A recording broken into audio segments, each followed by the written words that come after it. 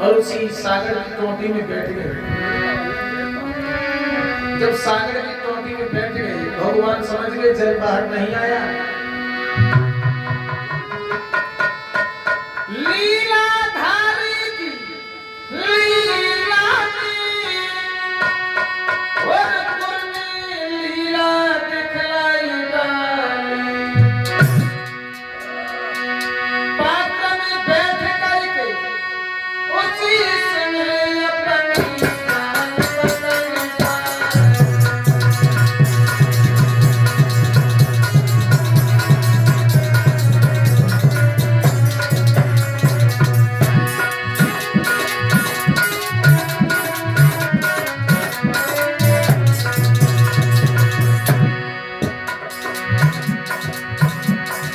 शुक्राचार्य ने देखा, अब नहीं मानेगा ये, और इसे रोकने का मेरा धर्म नहीं बनता है। सागर की टोटी में जरा सा रूप धारण करने के बाद बैठ गए, पानी की धार को ही रोक दिया उन्होंने।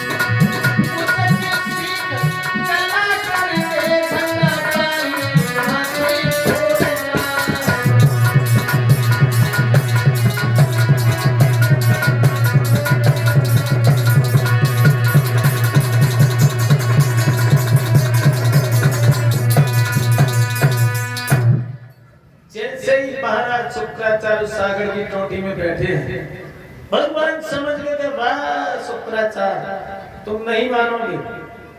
उसी समय प्यारे भक्तों, भगवान ने एक कुछ की सीख ली, परिचित माना।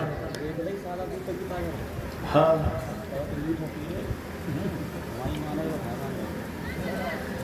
जब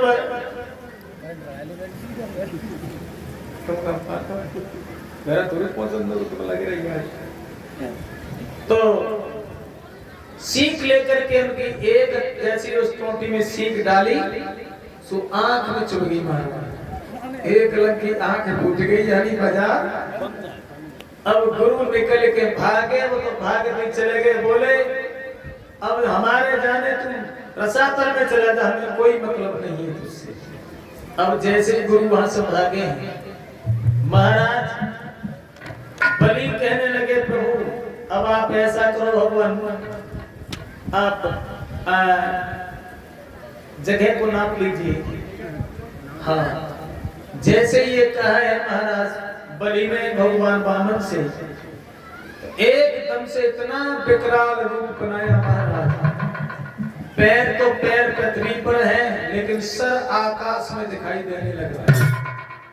जैसे ये विकराल यानी विराट रूप देखा है भगवान का, बलि जो था वो घबरा गया, दोनों हाथ जोड़ करके कहने लगा, प्रभु क्षमा करना, मैं नहीं समझ पाया आपकी महिमा को। खैर लेकिन वचन में मैं बच चुका हूँ, आप जो मांगेंगे वही देंगे, नाप लीजिए भगवान। उसी समय इतना विशाल रूप बना दिया।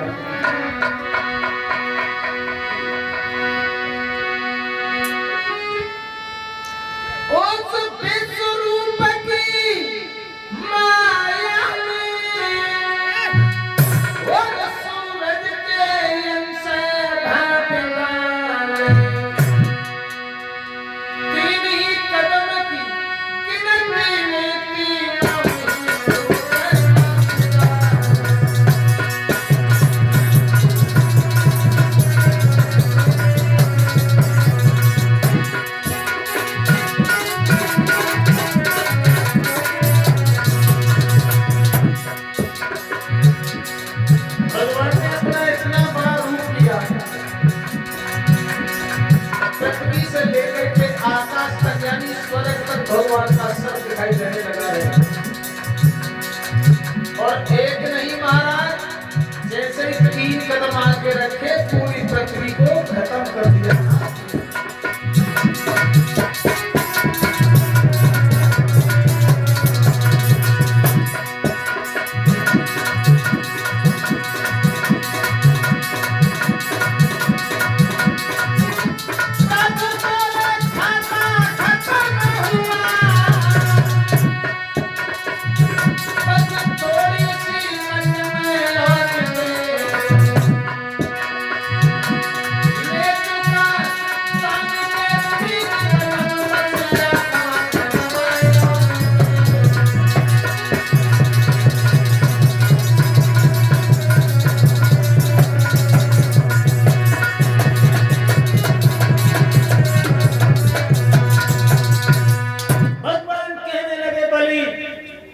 मैंने 3 कदम नाप चुका हूँ, सिर्फ आधा कदम और बचा है, आधा कदम मुझे दे दो।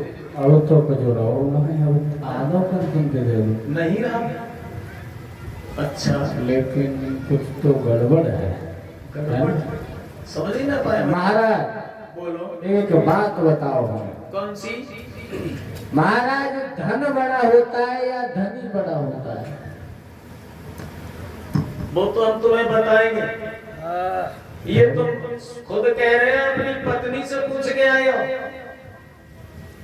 पूछ की तो गड़बड़ तो वही तंदे सभी शुरू हुई है। अच्छा, घर वाले पूछ के आए हो ना? हाँ। तुम्हें जब मालूम है अकेले हम घटना कर पाओ।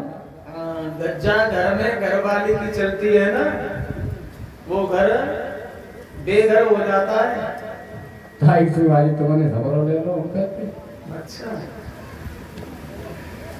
सबला नहीं, अगर दान देते समय आत्मा हिचकिचा रही तो कोई बात नहीं है, आप अपना वापस ले। ना ना ना ना, ऐसी कोई बात नहीं है। हम सहमत हैं, हमारी घरवाली सहमत है, सब सहमत हैं। हाँ हाँ। तो आप ऐसा करो, आधे कदम के बदले में क्या दोगे? अब दे तभी तो पूछ रहे हैं हम। अच्छा, हमें पहले जवाब दो। देखो महाराज, बलि यानी ये प्रश्न राजा बलि की पत्नी बिंदा बलि ने किया था कि महाराज हमें ये बताओ, आप धन बड़ा होता है या धनी बड़ा होता है? जवाब दिया कि धनी बड़ा होता है बेटी। उसी समय बिंदा बलि कहने लगी, महाराज अगर धनी बड़ा होता है तो मेरे ऊपर भी कब्जा यानी पीठ नापने के लिए कहा था भगवान बावन ने उस बिंदा बलि की।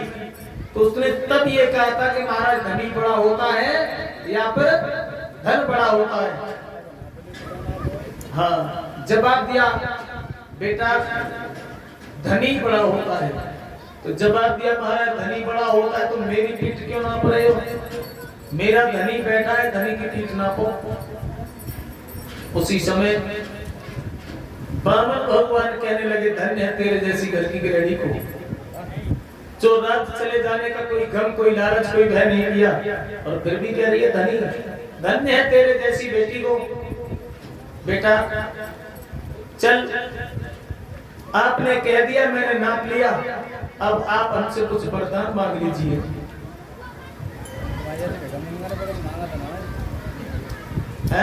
कही तुमने दोबारा हमसे आप कुछ वरदान मांग लो। तो खुद देखो मैं ले हमारे और आए नहीं कैसे से अब है तेरे लंबे चौड़े, अब हम ते कह रहे हो हम पे मांग लो। हम इतने ही गिरे हुए थोड़े ही, हम भीख मांगने पे भीख मांगे। अच्छा, कदापि नहीं। बिंदा बलि कहने लगी, महाराज आप वरदान की कह रहे हो, हमसे वरदान हम तो नहीं मांगेंगे, क्योंकि अभी भिखारी बन करके आप ही मेरे दरवाजे पर खड़े थे। अरे वरदान मांगे तो हमारे पति मांगे, भला हम तो नहीं मांगेंगे। लेकिन प्यारे भक्तों, जिस वक्त बामन भगवान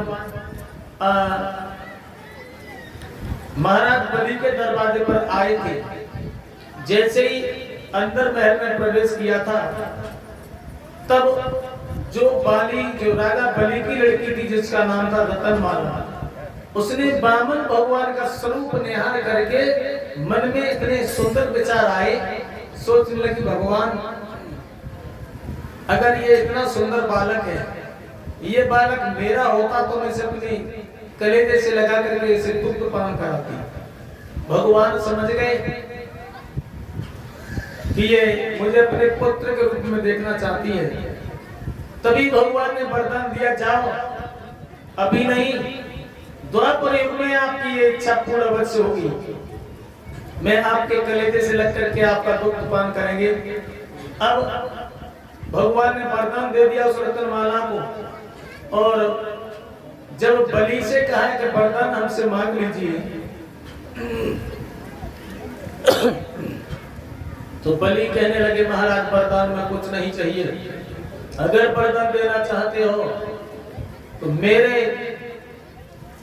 घर के यानी महल के 52 दरवाजे हैं महाराज, और 52 दरवाजों पर जिधर मैं नजर करूं उधर ही आप मुझे दिखाई दें मेरे चौकीदार के जगह पर, यानी पहरेदार की जगह पर।